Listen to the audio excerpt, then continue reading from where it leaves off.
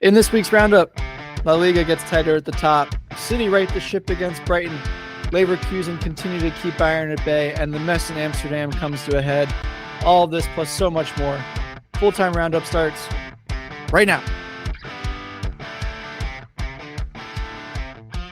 Welcome to another episode of the Full-Time Roundup of Virtual Roundup. Today, Matt Gesslin with you as always here, joined once again by our aficionado of enjoying life, Daniel Brackett. Daniel, tell the people where you were once again this weekend. I know it's been just every weekend it feels like you're out of town, and once again you stepped it up and you took the show on the road, as they say. I certainly did that. Good to see you, Matt. And I happened to go to Charleston, South Carolina. My first time going. So that was crossed something off the bucket list there. And still good weather. It was around 65, 75 all weekend. So can't really complain about that. And burned the candle at both ends. So still catching up on sleep, but was able to catch most of the matches, and I'm glad to be here today. Well, of course, Charleston is one of the best cities in the U.S. If you haven't been, highly recommend. Like you mentioned, that was your first time going. So again, if you can get there, check it out. One of the best food scenes, one of the best bar scenes, just great cities, old classic cities of the U.S. Of course, it's just like one of our favorite leagues that we talk about, the best of the best, the Premier League, Daniel. Highly recommend that as well. If you haven't been to a match, try and get there for that. But maybe not for a Manchester City game of late, but they did get back to their winning ways this weekend against Brighton.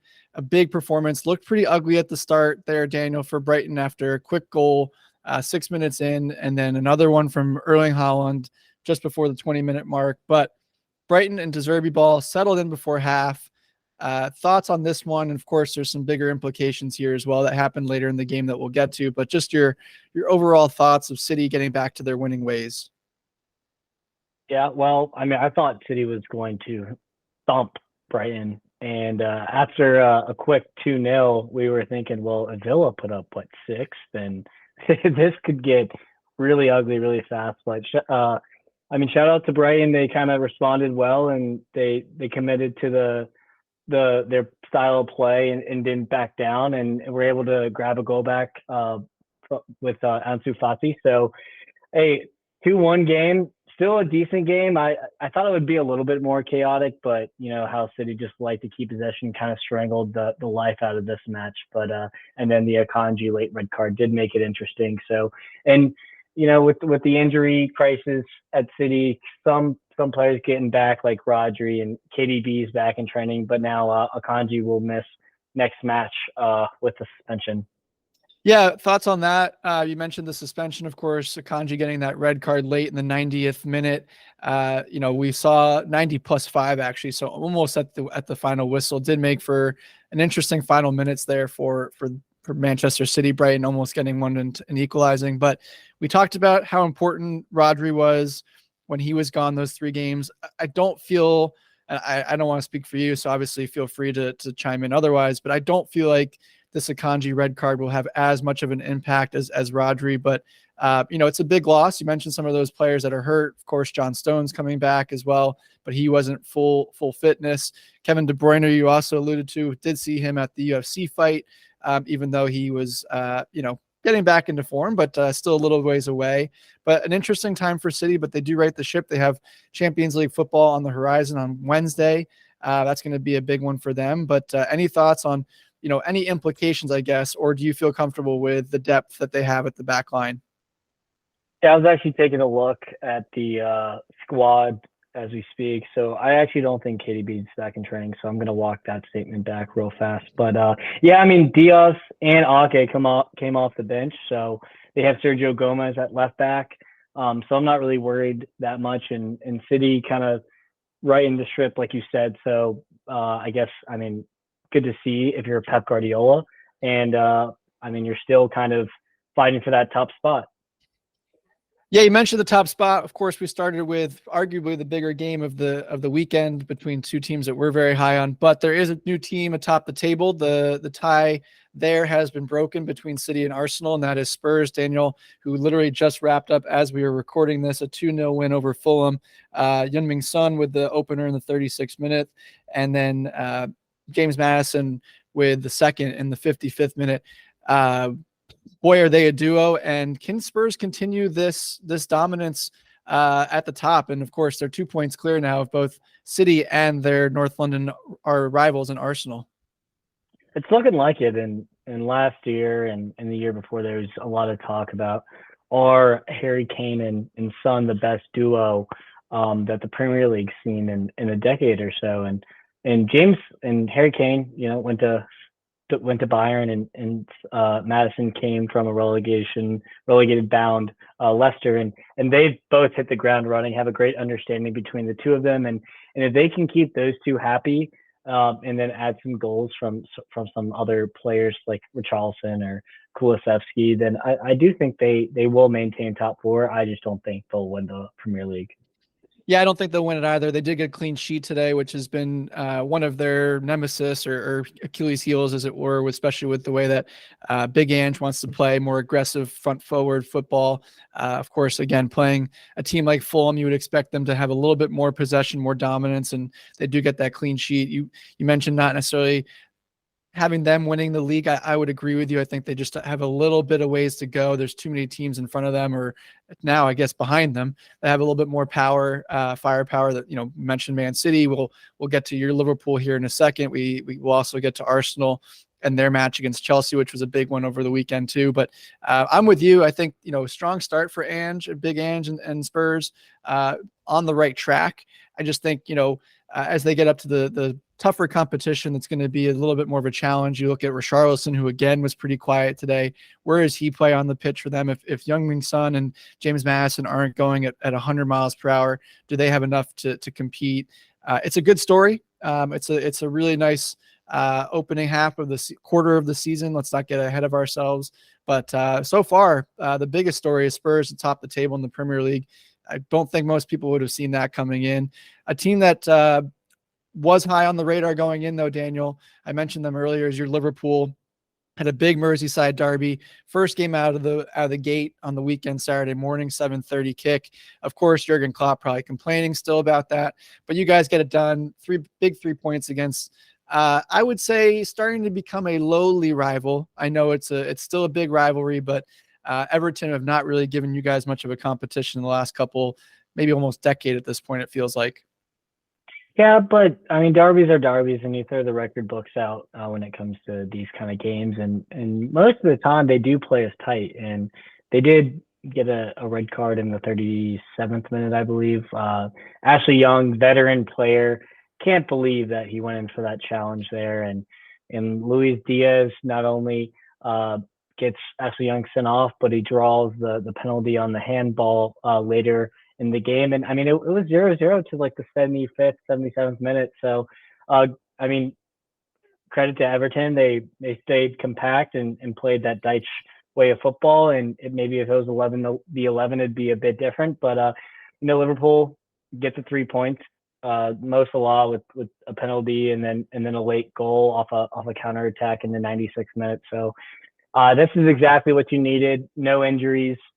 Which is a plus, as Robertson on the international break hurt his shoulder, so he's out for an extended period. So game coming up on Thursday, so I think we'll be all right. But this was kind of what I expected. Yeah, and not in a bad position for you guys as well. 3 points out of the top spot, currently sitting fourth. But again, everything's pretty tight right now. First through fourth is separated by 3 points total. So, you got to feel pretty good at this point. I know. You've mentioned to me, I've kind of downplayed it a little bit, how strong your squad has been. They do look really strong right now. I think arguably of the top four, take away Erling Haaland aside, you guys have the most firepower, with what you have available up front with Darwin Nunez and Diego Jota. Of course, you mentioned Salah and his absolute stellar form of late. We're not even talking about Gakpo and all the other guys you have available off the bench too. So got to feel pretty strong and feel good right now. Of course, a long way to go. Like I said, we're at the quarter pole mark right now of the season, but good position for Liverpool, especially with European contests as well, like you mentioned on Thursday ahead of them. Yeah, and I also haven't mentioned this, but I believe this was the first game that Gravenberch, Silverschlei, and McAllister all started together So that was good to see, and they look good. And this is Thiago less Liverpool still. So I mean, if he can finally get fit, then I'm gonna like our chances against kind of the big dogs in the Premier League. So a lot of positives to draw from, but can't wait. Been waiting all weekend to talk to you about this game, a London derby, Arsenal versus Chelsea. Chelsea go up 2 and then concede 2 later in the second half. Matt, are you positive? Are you upset? Kind of where the vibes at? Kind of neutral.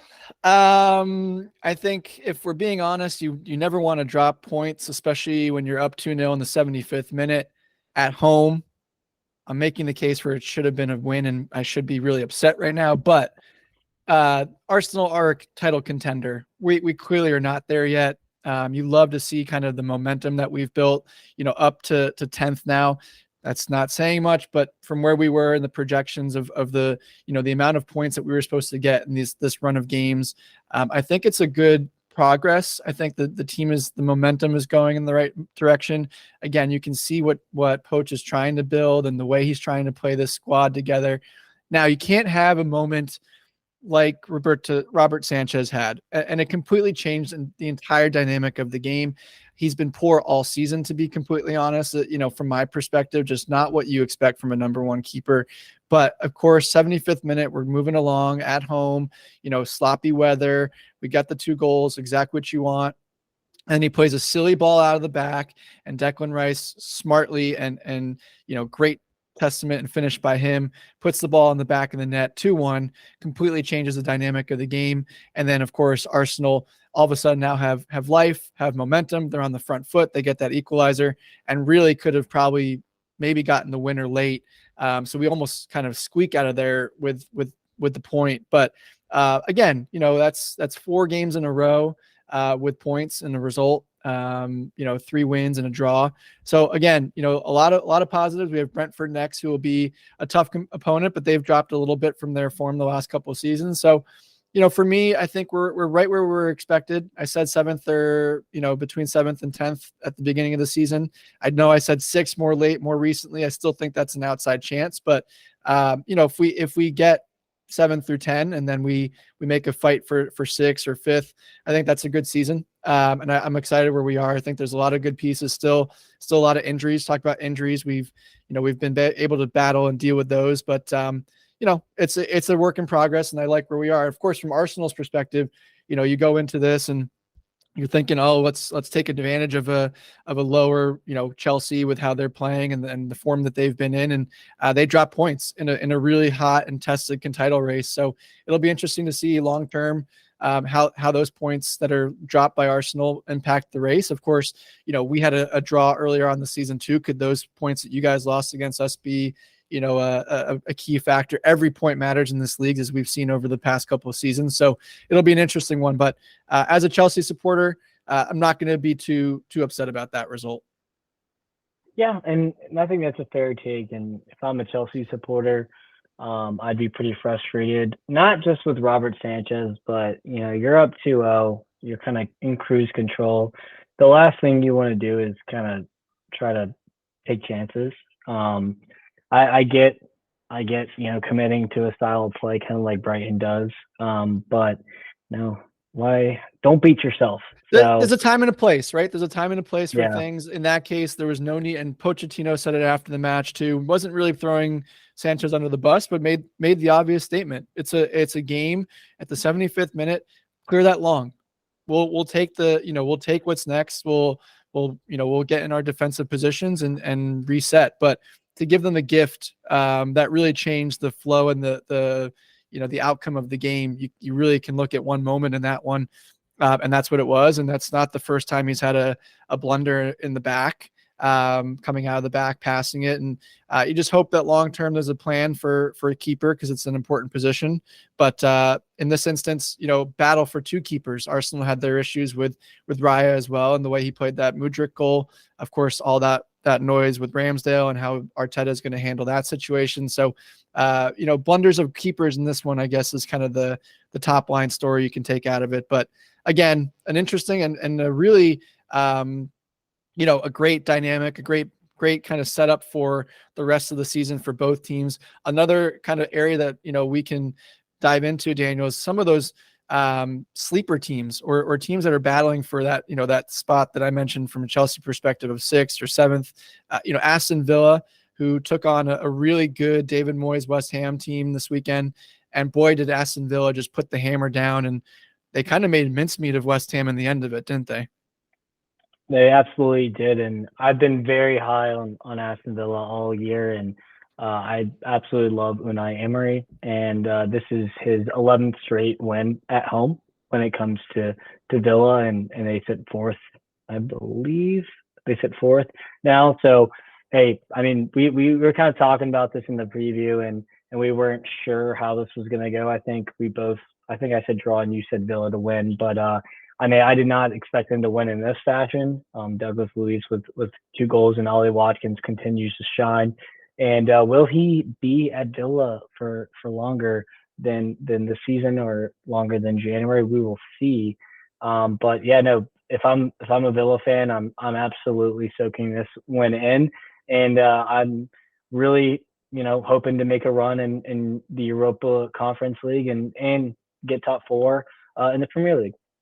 Yeah, you mentioned Ollie Watkins. What an absolute rise he's had from, kind of a journeyman, and now all of a sudden going to be a really top player, and not only in the Premier League, but potentially where he goes next. Of course, started at Brentford before they were in the Premier League, and now, shining at Aston Villa. You mentioned, is he going to be on the move? I think there's a lot of teams that are interested in him. He's a goal scorer that's starting to find form. Of course, we've seen the price tag for some of those players. It'll be interesting.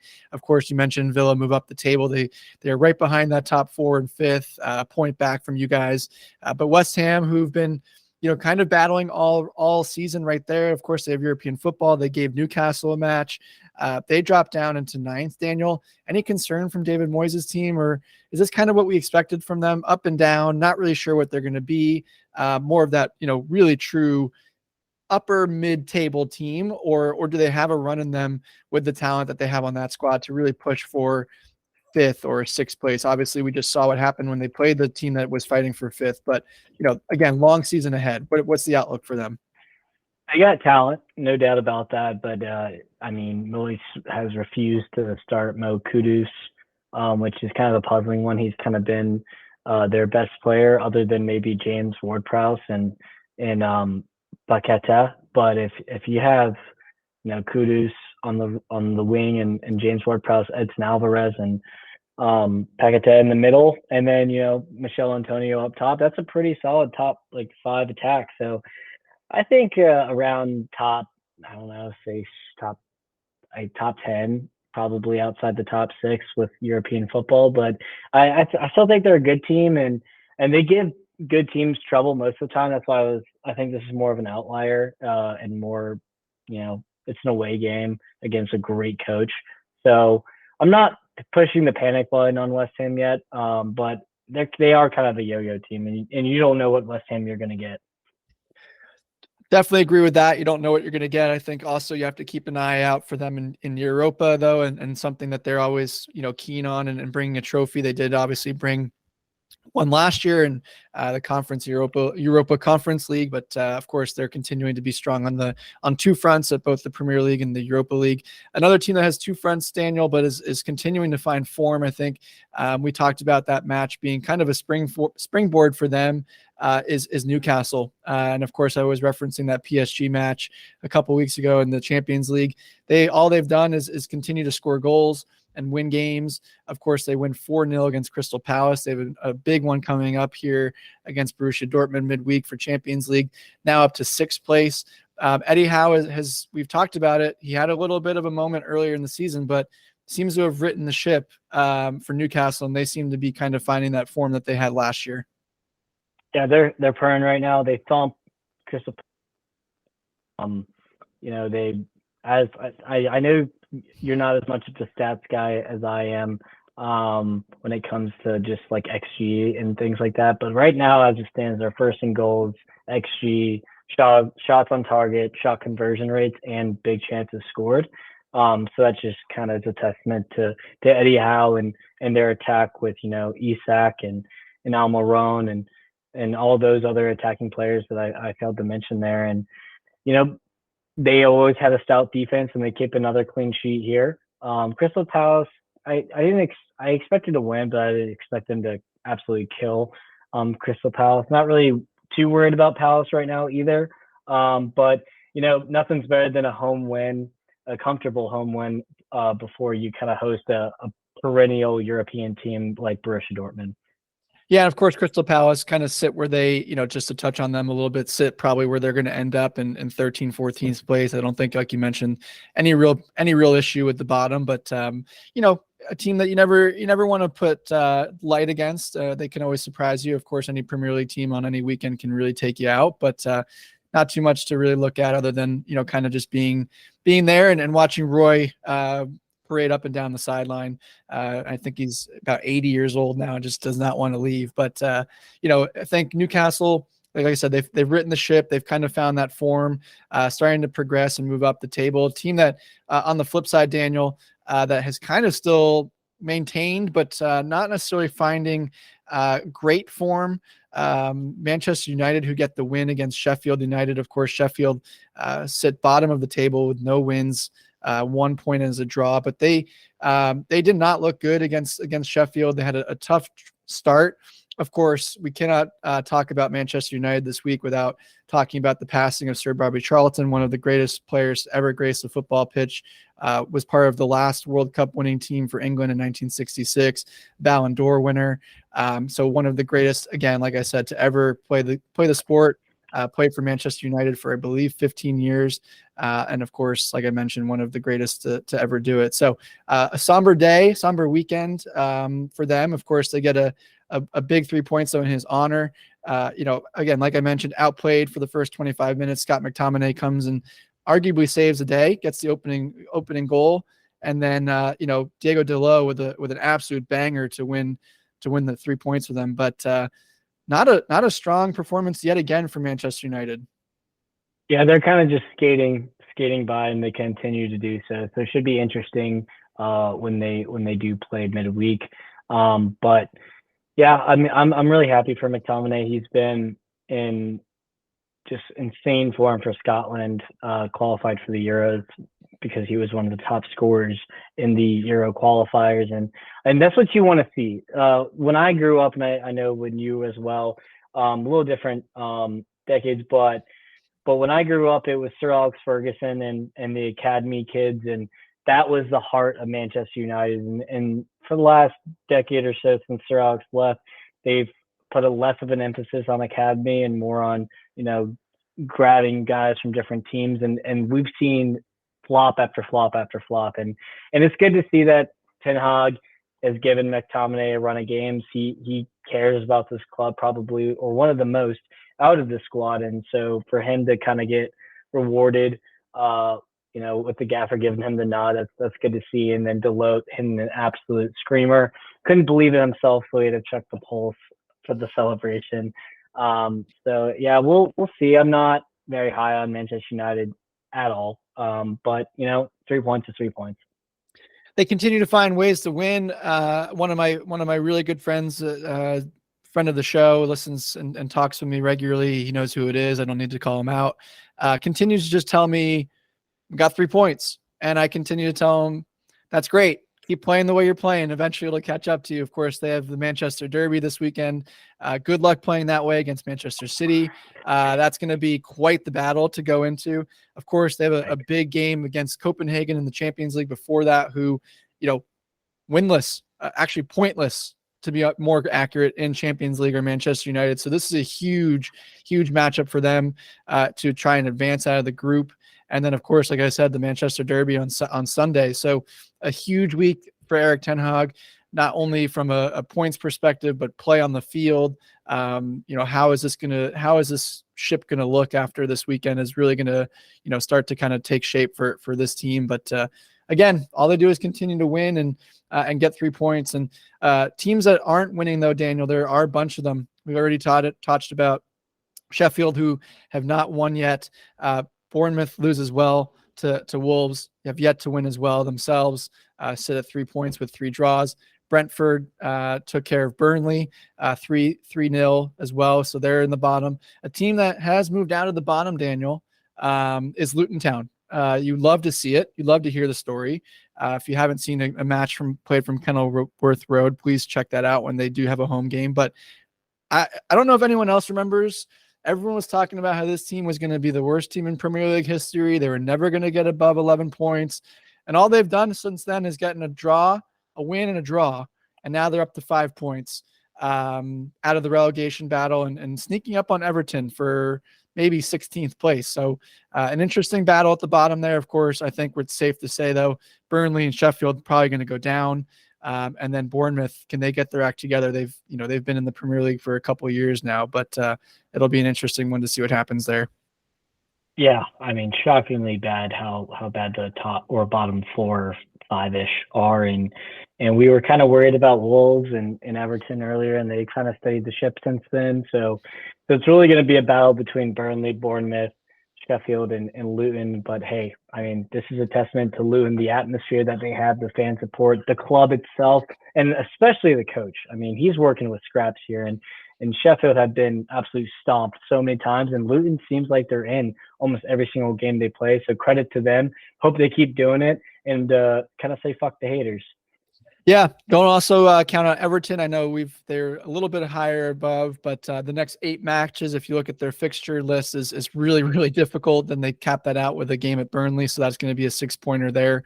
But a lot of football to be played left. We'll see what happens. I definitely agree with you. Those bottom 3, though, are pretty much who you would expect. But moving to the top end of another league, though, as we try and transition from the dwellers of the cellars to the top of the top. Bayer Leverkusen, Daniel, continue their top form in the Bundesliga. No Florian Wirtz, no problem. They just continue to get those 3 points down, and Frimpong strikes again. Their backs are just, honestly, I don't know if it's Xavi ball. I just don't know if it's just they're that good. I don't know if it's all of the above, but Leverkusen continue to keep rolling. Yeah, Frimpong and Grimaldo, like you said, this, I guess you could call it a 5-3-2, or it's kind of free flowing, so it's hard to put an exact formation on it. But the main flourishers of this have been Grimaldo and Frimpong, because they just absolutely bomb forward and kind of cross into the box, and even get on the goal sheet. So both outside backs with goals. Don't know the last time I saw that. But yeah, they're playing beautiful football. They have talent off the bench like Adley, who started today and kind of picked up where he left off. He's been playing a lot in the Europa League, and hey, Xavi Alonso hasn't lost a game this season, so he's just kind of showing his prowess, and I hope they can keep winning and really make Bayern sweat this one out. Yeah, you mentioned they haven't lost a game yet. Of course, there's 2 other teams that have not lost yet in the Bundesliga. 3 teams technically that have not lost, which is Bayern Munich and Borussia Dortmund. Both of them still kind of in that battle there, sitting 2 points behind Bayern Leverkusen. Of course, the surprise is Stuttgart. They continue to maintain their second position with 3 points again. Of course, they do get some bad news, though, with Guirassy injured and looks to be out for a few weeks. So that's going to be an interesting time for Stuttgart and seeing how long they can maintain that. Another team that gets back on the winning ways is RB Leipzig. My prediction to win the Bundesliga is starting to kind of come a little bit to the point where it might be too much too late, or too little too late. Currently sit 4 points back in a league where Bayern Munich's going to obviously take a good run at some point here. So high level, again, we're very early in all these leagues. Give kind of what is your take right now on the Bundesliga top 5, let's call it, to bring Leipzig into the fold. What have you seen? Can Bayer Leverkusen keep this run going? Will Borussia Dortmund, of course, Der Klassiker is coming up soon here against Bayern Munich in a couple of weeks. Give us a lay of the land right now in the Bundesliga from your perspective. Yeah, I think Bayern Munich first, Leverkusen second, maybe like a point or 2 behind, and then coming after that, Borussia Dortmund, and then Leipzig in fourth, with fifth being Stuttgart. Even with a Guirassy injury with 14 goals, Dennis Undav, who's kind of come in late in games, has kind of picked off where he left off Brighton last season, and he's looked pretty good. So maybe he can fill that void. I don't know if he can fill the void as much as Grossi has, but Grossi went off pretty early after scoring that first goal, and they scored another two after. So I mean, it's a testament to how good Stuttgart have kind of changed their way of play since last season. So that's kind of my top five. How about you? Yeah, I think you look at a team like Hoffenheim, who had a strong start, starting to fall back a little bit. Of course, Eintracht Frankfurt, who lost Kula Muani in the summer, and that made a huge impact. You mentioned a few episodes before a team like Wolfsburg, who we all thought were going to be competitive. They've started to slip down as well and drop points. Freiburg, who've in the Europa League and been kind of in that top five, I would say, the last couple of seasons. They're starting to. It's an interesting time in the Bundesliga. I think the top four, again, throw in RB Leipzig just for the sake of the argument for now, because I think they end up in the top four with Stuttgart maybe slipping a little bit. But I think that's your real competitors. Bayern Leverkusen, can they continue to win? That's going to be the ultimate test. They got to keep winning in this league with how good and how strong that Bayern Munich team is. So a lot of pressure on them week in, week out. Can they do it? Of course. They have the talent. They have the manager. They have the moxie. But it's still always going to be a Bayern Munich,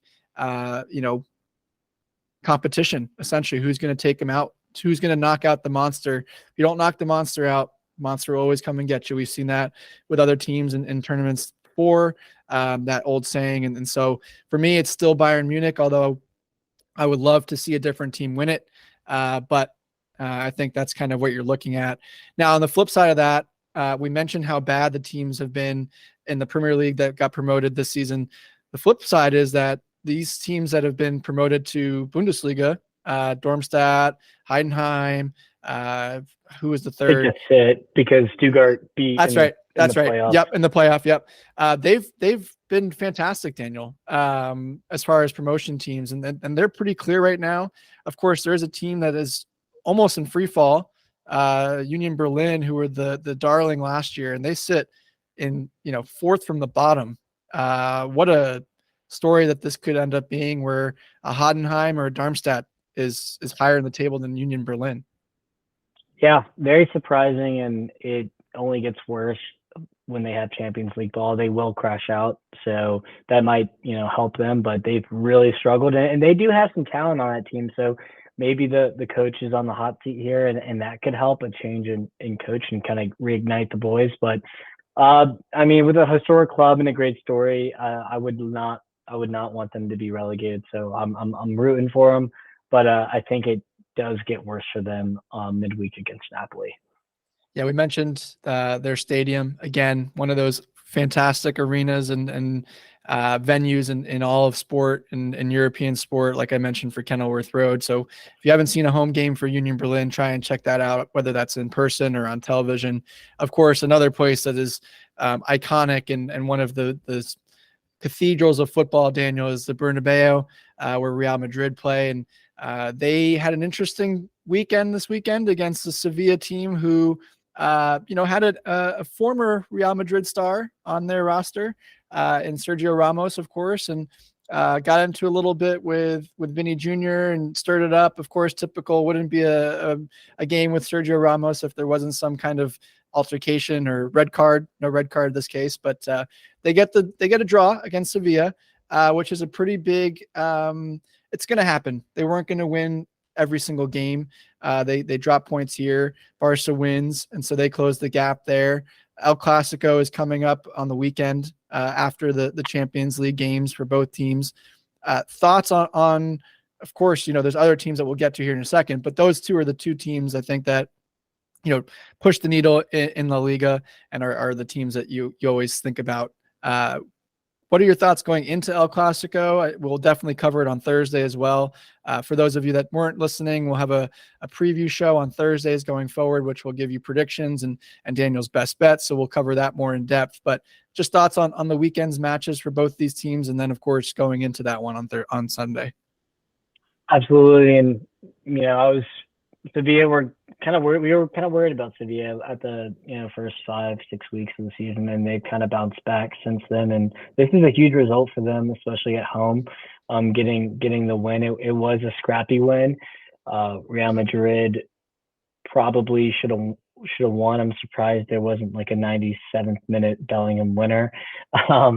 But it's not the worst thing. A point's a point for Madrid here, and it's going to be interesting. They also are struggling with injuries, so their bench looks very light, kind of like Barca's did. So this El Clasico might not be the most star-studded El Clasico we've seen in recent years, but it still is always a great fixture to watch and to enjoy, and maybe some stars kind of come back to health before this. It's going to be a lot of game time decisions for both, and it should be interesting. Do you have any other commentary in regards to the Madrid-Sevilla fixture?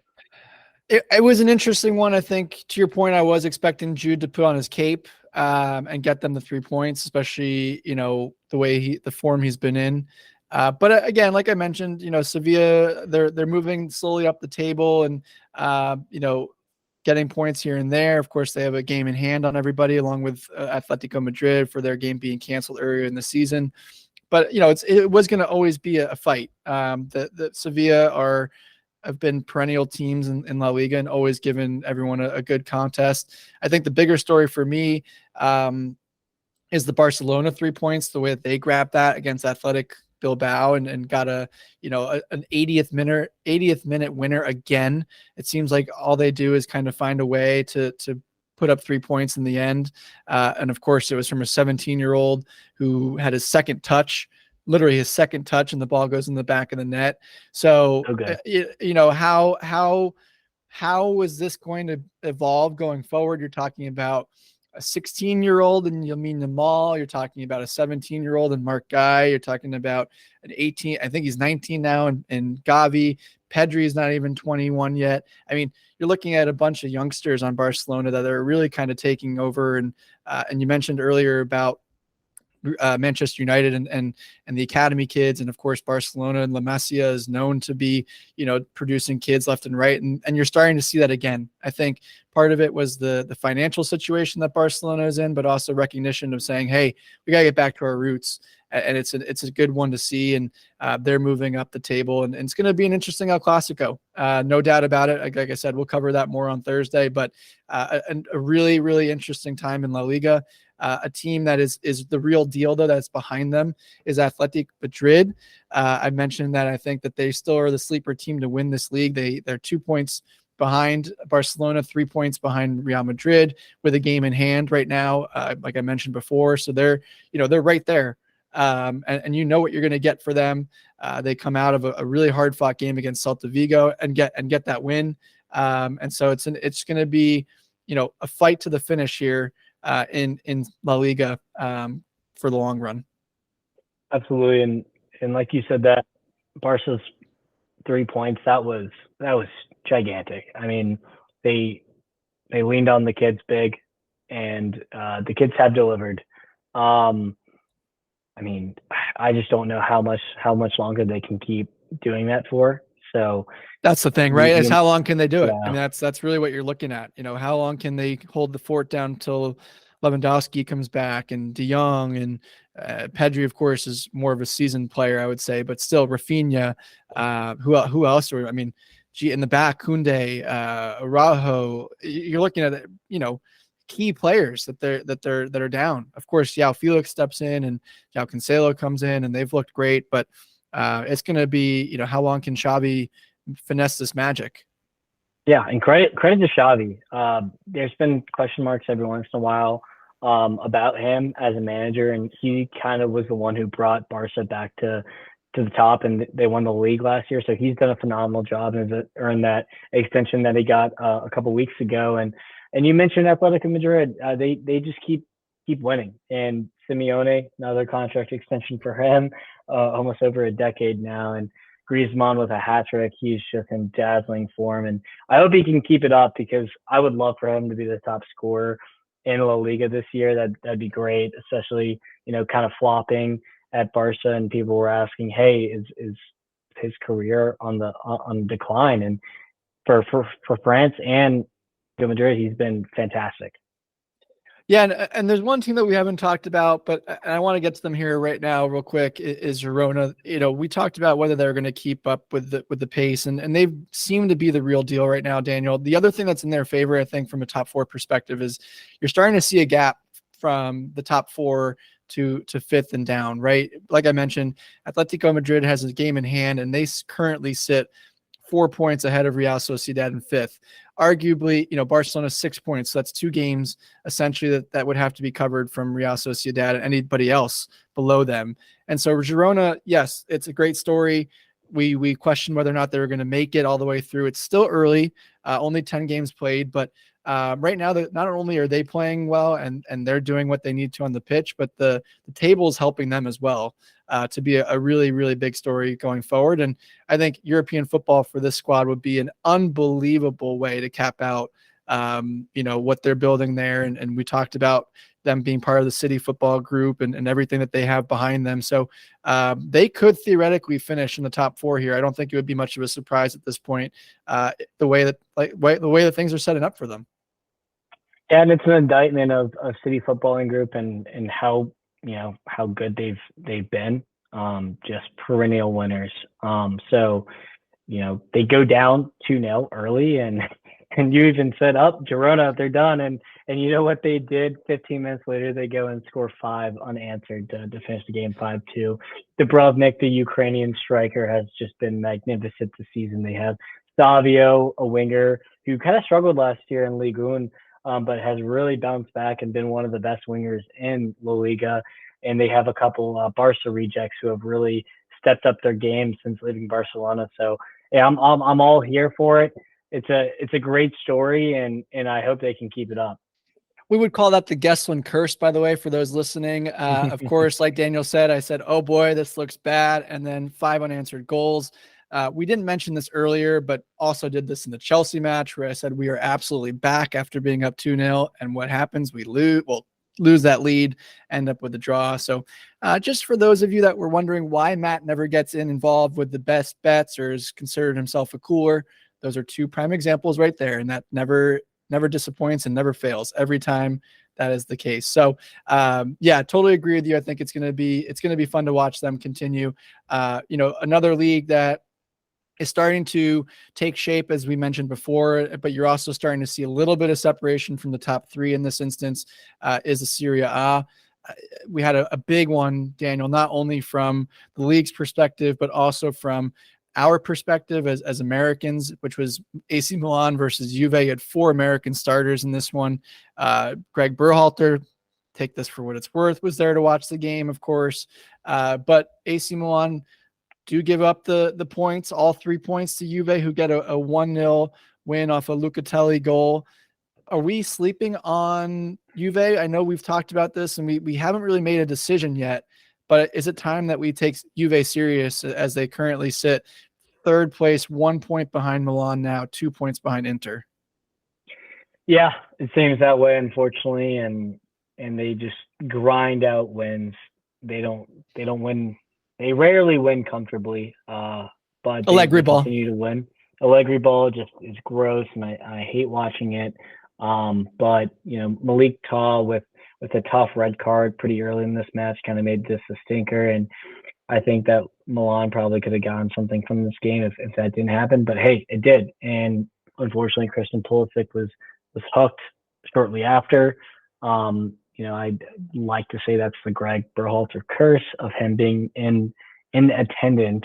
But yeah, they continue to win, and Moise Kean was the one who drew it, and they need goals from him if they want to keep winning. Because Vlahovic has been and Chiesa are the 2 they've been really leaning on. But you'd like to see him kind of get into the goals, and he did draw the red card, so credit to him on that. But he did miss a sitter as well. So Milan are hopefully going to bounce back midweek. They do play PSG.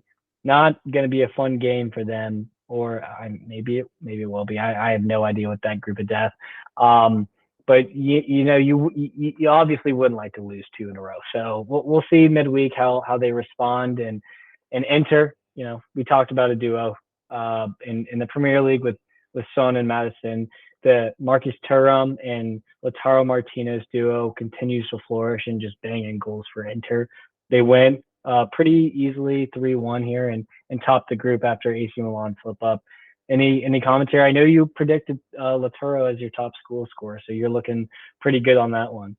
Yeah, just a big result for them. Of course, when Milan lose and they take advantage of it. Of course, the derby, Milan derby a few weeks ago, where they got absolutely thrashed. So you're looking for every advantage you can to leapfrog. And this could be one of those leagues where it just goes back and forth, depending on the week. And right now, Inter go top. You mentioned that duo up top, and Marcus Thuram, who's just a superstar in the making, of course, has the pedigree and the legend of his father behind him, and really stepping up. His brother as well. Don't sleep on his brother as well. So got those genes across that Thuram family, and Lautaro Martinez, who just continues to put the ball in the net. It seemed like he was having a little bit of a trouble there for a minute, and then he scores 4 one game off the bench, and then continues to just put the ball in the back of the net.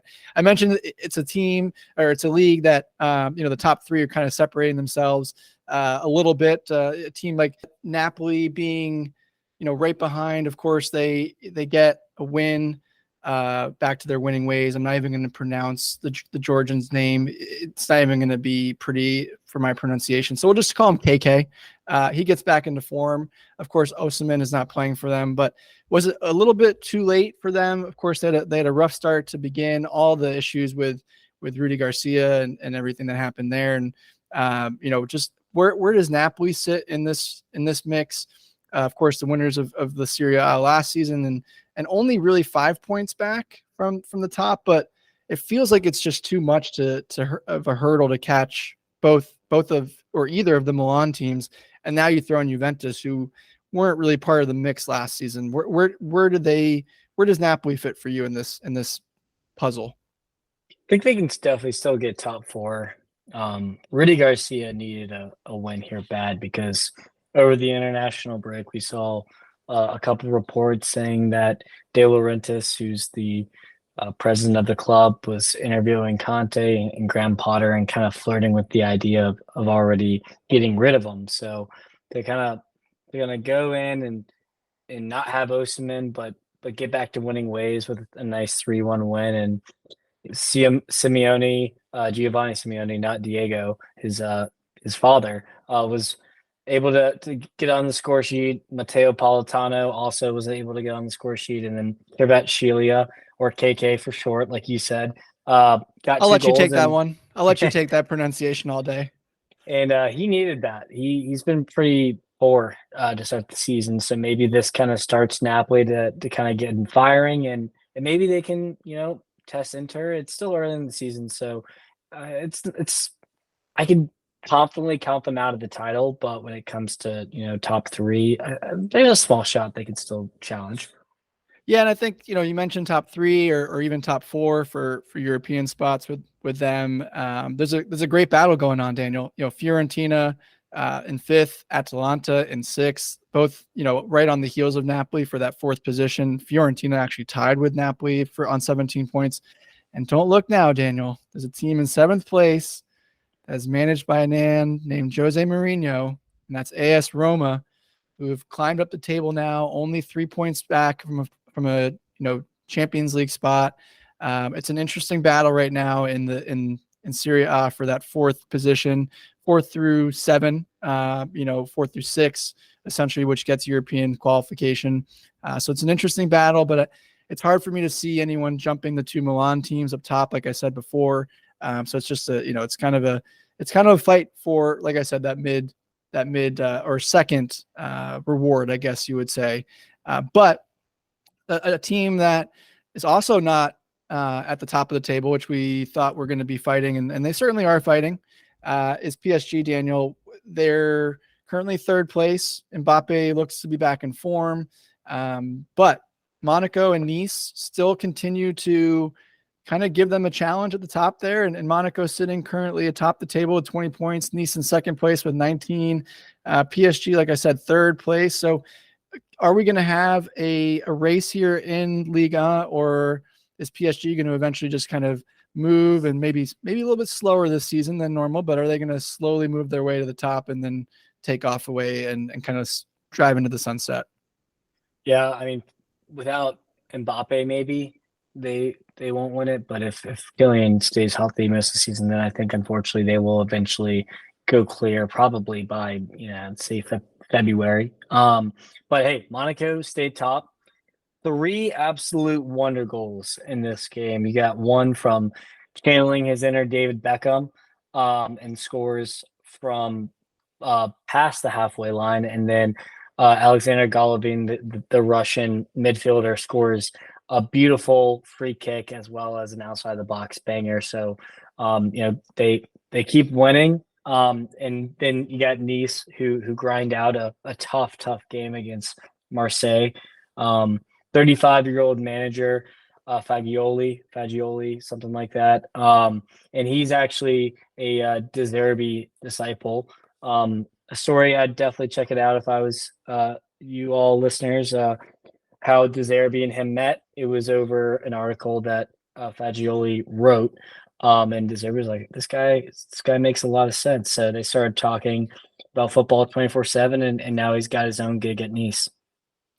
And you mentioned Nice beating Marseille, who, kind of we expected them to be in a much better place than they were. Of course, they have a new manager in Gattuso taking over there, and they currently sit 8th in the table, which is very surprising for Marseille, especially with the hype and everything that they had going on. But an interesting time. And if you look down the table further down, Lens, who play in Champions League on Tuesday, currently sitting 15th. And then Lyon, who we've talked about on this pod before, currently the bottom dwellers of Liga, which is very surprising given their history and how important they've been to Liga in the past. And, a transition, Daniel, to another unfortunate story of teams at the bottom. And this one is not a small story by any means. We've touched on it the last couple of weeks, and it really has come to a head now, is Ajax, Daniel. Ajax, one of the most prestigious clubs in world football, regardless of what you think of the Eredivisie. Just the nature and the history behind this club, the players that they've had over the years, the importance that it has not only for Eredivisie but for Dutch football in general.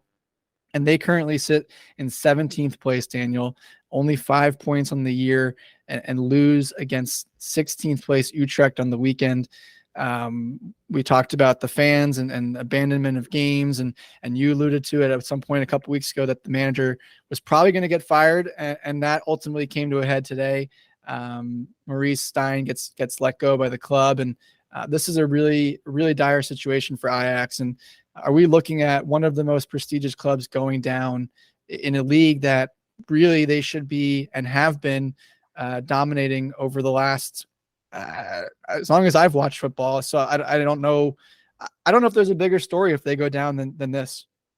Yeah, I don't think they'll go down, but they're sure as hell not going to be top 4, top 5 of the Eredivisie. And with the coach, you'd hope they get the new coach bounce, and that gets them on winning ways. They are still winless without Mo Kudus, and I imagine they will make some signings in January to steady the ship. So not what you want to see. This bad season could be pretty catastrophic for their finances. So they might not be as good as people want them to be, longer term, like 2-3 years out. So maybe you see a PSV and then AZ Alkmaar and a Feyenoord kind of take Ajax's spot as a perennial top 3. And we'll keep you updated with that story as it kind of goes on this season. Yeah, you mentioned PSV and AZ Alkmaar and Feyenoord. Of course, all 3 teams win this weekend. PSV sits atop the table at 27 points. AZ is currently second with 25, and Feyenoord with 23. So an interesting little battle that they've got going on there. Of course, Eredivisie's been pretty competitive the last couple of seasons as well. So it'll be an interesting one. And again, we'll keep you posted on this story from Amsterdam and Ajax and what happens there. We're not reporting anything. We're not reporters by any means, but just kind of, you keep a little thought out there, and who knows if things go bad at depending on who and when Amsterdam fill that role, depending on how things continue to unfold at Manchester, could Erik ten Hag consider going back and being the savior to his old club. Again, nothing concrete or anything written about that, just more of a thought in my head. And could that be a way out essentially for Erik ten Hag to get out of the issues that have been going on and everything that's been around Manchester United. So we'll keep that going and we'll keep you posted. But one of the things, as we mentioned before, with our new show on Thursdays, where we'll be covering the previews and more focused on Daniel's best bets. Of course, this week being a little different with Champions League and Europa League on Tuesday through Thursday. We'll have some more time to cover a few other leagues. One of the leagues that we do want to cover, which is close to home, close to our hearts here in the States, is MLS. Of course, we had decision day on Saturday, which was a huge day for MLS football. Everyone played at the same time, East Coast games and then Western Conference games. A lot of nail biters, a lot of teams uncertain what was going to happen to their fate if you were on the bubble. But Daniel, there are games to be played on Wednesday for the play-ins, essentially a wild card game, one play-in game. So in the East Coast, you'll have Charlotte FC versus NY Red Bull. Follow and check out Charlotte Soccer Show for all things around this one. Those guys are two of the best in the business. They cover everything around Charlotte FC, and they'll get you ready for that one if you're a Charlotte FC fan or even a New York Red Bull fan. In the Western Conference, you'll have Kansas City, perennial team that usually makes the playoffs, and they squeaked in at the last day, beating Minnesota, and they'll take on San Jose Earthquake in their play-in game. The two winners of these two games, respectively, will take on Cincinnati in the East and St. Louis in the West, the two top seeds for their respective conferences. And then you'll have a full slate of playoff games as well for the rest of the playoffs in MLS. They are best of 3, Daniel, which was something I found out today. So an interesting dynamic there. Best of 3 for MLS. Of course, why would we do either single elimination or aggregate? We like have a to be series? different. It's a series, best of 3 series. Playing games are one single elimination on Wednesday, and then you go into playoffs. So typical US playoff system, got to keep it regular. I don't know if I'm with that, but me neither. We'll find out. We'll find out. I do have to ask you real quick. I know you're not as much of a Charlotte FC fan, but you're from New York. That would make you a Red Bulls fan, right? Oh God, please don't say that ever again. No, I am a New York City FC fan, sir. Unfortunately, we did not have a good decision day go our way. We were one of the teams that could have been, but no, I will never let you tell me that or never let you put that on my name. I am a founding member of NYCFC. Thank you very much. We had season tickets for a long time, but a poor year for us. MLS champions a couple years ago. It's been a little bit fall from grace, but it's okay. With that being said, though, we did cover a lot for you guys. On the other side of the break here, we'll have our XI of the week, our players of the week. And then, of course, like I alluded to, there are some Champions League games and Europa League games on Tuesdays through Thursday. So Daniel will give you his best bets there. And again, in the meantime, you can join the conversation and tag along with us on X at Fulltime Roundup. Tell us what we missed. Tell us what you guys have been seeing. Anything. Of course, there's so many games out there. We're trying to cover as much as we can for you guys. Also, download the podcast wherever you get your podcasts. Leave us a 5-star rating and a follow. That would be great. It goes a long way. And like I said, on the other side of the break, we'll have some more soccer for you. So we'll be right back.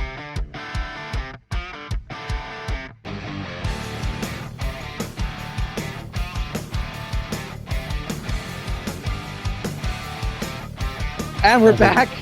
Daniel, one of our favorite segments, as he catches me in the middle of a laugh from the previous comment. If you didn't listen to our previous segment, Daniel told me I was a New York City Red Bull fan.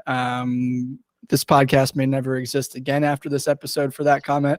Just kidding. But no, definitely a New York City FC fan.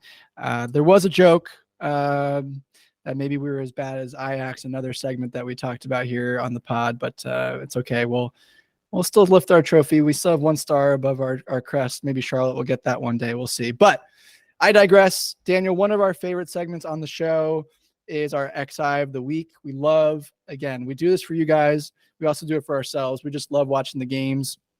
We love watching the star players stand out and show off what they can do. Some of the most talented players in the world that you're watching across all the leagues that we watch. So we do this every week for you guys. We give you our starting 11. Again, just to recap it for those of you who are new here, we give you 1 goalkeeper, 3 defenders, 4 midfielders, and 3 forwards. most of the time we are looking for star players that either contributed or scored, but also sometimes there's just a player that stood out, that controlled the game and needs to be included as a part of our XI. So Daniel, I'll start us off this week. I know last week you started us off, so I'll get us started here. In goal, we have Unai Simon from Athletic Bilbao, who had 6 saves, really kept Bilbao in this one against Barcelona. Could have been a lot worse. Of course, Marc-André ter Stegen did as well, but Unai really kind of kept them in the game. A 1-0 win for Barcelona, but could have been worse. In the back, Dani Carvajal, who had a goal for Real Madrid, the tying goal in their 1-1 draw against Sevilla. Diego Dalot, who had the game winner for Manchester United, an absolute screamer of a finish. So he's on the list here. And Gert Truida from Feyenoord, who also got a goal for them in their win. So again, in this instance, defenders who get goals, it's almost automatic. They're on the list here. And that's our back line and goalkeeper. And then Daniel will take us home on the upfront players. So for midfielders, first off, we got Ederson, plays for Atalanta. He's been kind of on my radar this year. He started off the season hot, and he's scored now in back-to-back games. So had to have him on the list. Number 2, we have Douglas Luiz, Aston Villa, penalty and another goal, 2 goals. So hey, if you're a center defensive midfielder and you're on the score sheet twice, you must have had a hell of a game. I mentioned him earlier, Golovin for Monaco, 2 goals, kind of carried Monaco to the finish line to keep them top of the table. Gotta love a clutch performance, and that free kick was a thing of beauty. But I can't really tell which goal was better, honestly. Both were from outside the box, and he has a habit of doing that. And then fourth, Goretzka, 1 goal, 1 assist. Was left off the German national team. Was probably pretty pissed, and kind of responded great with that kind of performance. So, and then for our forwards, we have Kingsley Coman, 1 goal. He's just been in lightning form for France and Bayern as of late. Mo Salah, a brace, and a derby. That's going to be a lock right there for an XI of the week. And then Chris Wood hasn't been on the score sheet too much this season, but scored the first 2 goals in the Nottingham Forest game. Unfortunately, it was not enough, but he did put them up 2-0 before they gave up that lead. Now, Matt, I would love to hear your player of the week. Yeah, we mentioned him a little earlier in the show. My player of the week is Ollie Watkins. He's been in fantastic form. He got another goal this week, but just the way that he carries himself on the pitch, the way that Aston Villa are playing through him, and had a couple other opportunities in this game to really add to that tally. For me, we mentioned just his meteoric rise in the last couple of seasons. Kid's a baller. You really can't say much else, and he's showing it off right now. And so he's my player of the week. I know, Daniel, you went more for Flash. We didn't include this player on our XI of the week, and mainly because you chose him as the player of the week. But this guy has just been, and I don't need to tee him up anymore for you. He's been fantastic. Maybe the best player in the world for arguably 18 months now, in my opinion. That's not that hot of a take. But yeah, Antoine Griezmann, hat-trick hero for Atletico Madrid, to kind of keep them in that top 3. I think it's some crazy stat about him and not missing any games for France within the calendar year or something like that. And he continues to carry Atletico Madrid as well. So it was a pretty easy decision here, and I'm sure he's going to be on the XI of the week a few more times before this year ends. For my young player of the week, it is a name we have not mentioned before. Both of us have a name that we haven't mentioned before, but mine is Brahan Gruda, 19 years old, German international.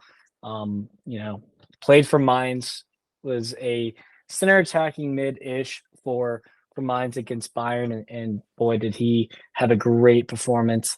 Hit the post kind of late, but I was just very impressed with his talent, and he hasn't been on my radar, so he kind of caught me by surprise.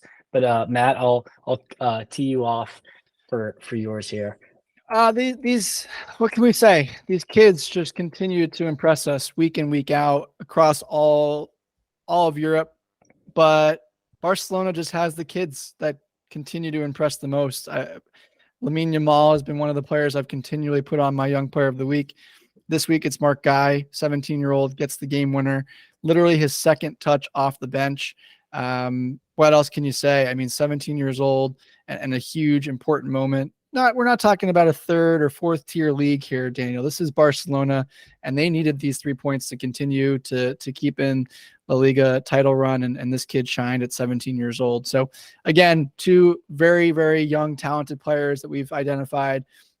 This has been a fun segment for me, finding the young players of the week each week, and just seeing how talented the world of football is and what's coming up, especially, we've seen players like Messi and Ronaldo and Neymar kind of sunset and kind of past their prime. And we were a little concerned, of course, of what was going to come behind, but the future is very bright for the world of football. We're not even talking about Kylian Mbappe. We're talking about kids that aren't even old enough to drive yet. So it'll be, continue a segment that we'll continue to do for you guys. And again, if you see anybody that you have that stands out, let us know. Again, you can follow us and be part of the conversation on X at Full-Time Roundup.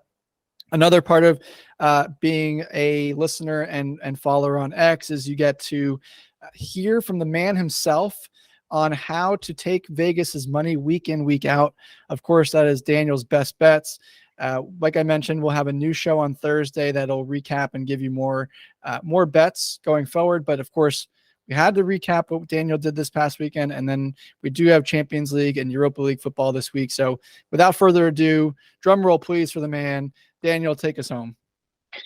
That is a great intro, man. Your kind words are appreciative, and this week was decent. It wasn't horrible. We ended up kind of going almost basically even. Would have been nice to win a couple, so I could have picked up a tab at the bar with that money. But so I'll just kind of recap what we had. So for the mortal luck, we had Madrid money line. Unfortunately, that did not hit. But hey, we're gonna get it back. And for the parlay, it did cash. Girona, Liverpool, City, and Bayern money line plus 250. Nice little parlay there. And then for bets over 3.5, City Brighton, Stuttgart Union Berlin over 2.5. Monaco Mets over 3 was a push, and over 3 bonus bet of Wolfsburg Leverkusen were a push. So for the record, 2-5 on mortals. Gonna keep cleaning up here. For some reason, just not where we want it to be, but we're gonna get there. For best bets, 21, 12, and 4. 4 being pushes, so still a really good winning record there, and a 6 for 7 on parlays. So that's been the most profitable part of the business here, and we're up 23.5 units, so 0.5 less than last week. But I have some winners for you for Champions League and Europa League. So my mortal, Atletico Madrid money line. They are away at Celtic, but Celtic are very bad.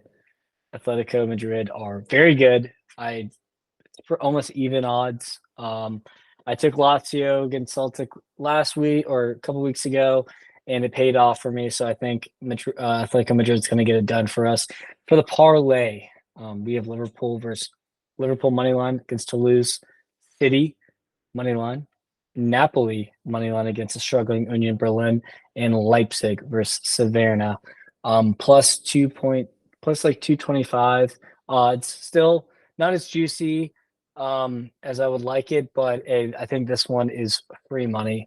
And then for the best bets, over 3.5, you might be able to get 3.25 for Bayern Galatasaray. Both teams are pretty attacking, and Galatasaray it's been pretty impressive in Champions League. So I think they'll at least get one, and this should sail over. Over 3 for Ajax and Brighton. Ajax are just really bad at the back right now. Brighton need a win pretty bad here, and I think this game might have 5, 6, 7 goals. Over 3 Marseille in Athens. I again think Aubameyang is going to get 2 here at least, and Athens will probably grab 1 late with like a maybe Ismail Assar. Kind of late to cash this over 3 over. I think we're not going to really have to sweat this game at all. And then last but not least, which is the bonus bet that I won't post on Twitter, but it'll be here for you. The listeners of the pod is United versus Copenhagen over 3. United's back line's awful. Casemiro will not be playing. So it's going to be interesting to see who Bayern start in the midfield, and they've been pretty leaky all year. So I'm pretty confident about this one as well. Bucket. Well, Daniel, I know we mentioned it last episode that we were anticipating and ready for it to be back. It felt good to have games back. Of course, we mentioned some of the games that are upcoming already in your best bets. That'll be here tomorrow. And then the games run through Thursday, and then we're back to domestic games on Friday. So it was a nice break, but it never ends. It feels like it never ends. Of course, like I mentioned a few times, we'll have another show, a prediction show for you on Thursday. And if you miss any of Daniel's best bets, you'll be able to at least get some domestic games for the weekend there. But if you need the Champions League games, those will be on X. You can follow us there at Full-Time Roundup. Or if you just listen back to this episode, feel free to do that as well. Or any episode that we have, they're all available for you on wherever you get your podcasts. Don't forget to download, subscribe, and leave us a 5-star rating. And we will see you back on Friday.